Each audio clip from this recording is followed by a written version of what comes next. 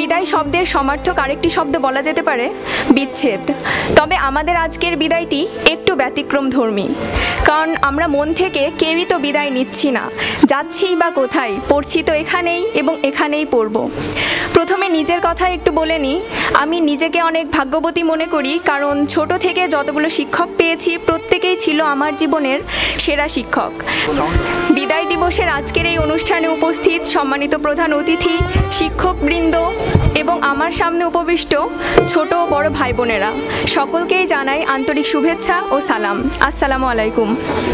বিদায় শব্দটি 3 অক্ষরের ছোট্ট শব্দ হলেও এর আপাদ মস্তক যেন বেদনায় ঘেরা। বিদায় শব্দের সমার্থক আরেকটি শব্দ বলা যেতে পারে বিচ্ছেদ।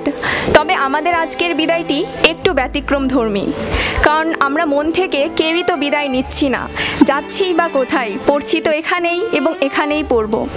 প্রথমে নিজের কথা একটু বলে নিই। আমি নিজেকে অনেক ভাগ্যবতী মনে করি, কারণ ছোট থেকে যতগুলো শিক্ষক পেয়েছি প্রত্যেকেই ছিল আমার জীবনের সেরা শিক্ষক। তবে প্রিয় শিক্ষকের তালিকা থেকে যদি কারো নাম নিতে হয়, তবে ফেরদৌস স্যার অবশ্যই একজন, যার কাছে এসে নতুনভাবে পড়া শিখেছি, বিভিন্ন প্রক্রিয়া শিখেছি এবং তার পড়ার প্রক্রিয়া এবং ধরন দেখে বুঝেছি সত্যিই অনন্য। আমার এখানে পড়তে আসার যাত্রা প্রায় 2 বছর এবং আমার প্রত্যেকটা দিনের স্মৃতিই ছিল অনেক সুন্দর। যদিও শান্তশিষ্ট হয়ে বসে থাকাই আমার বৈশিষ্ট্য ছিল, তবুও বন্ধু বান্ধব এদের সাথে রাগ, অভিমান, আনন্দ, দুঃখ সবই যেন আজ স্মৃতি হয়ে রয়ে গেল। তবে অতটাও স্মৃতি নয়, যদি আল্লাহ বাঁচিয়ে রাখে তবে এখানেই তো থাকছি, সবাই যেন এখানেই আবার থাকতে পারি। এবং সর্বশেষ আমি এর আগে কখনো বক্তব্য দিইনি, তাই আজকে অতটাও ভালো পারছি না।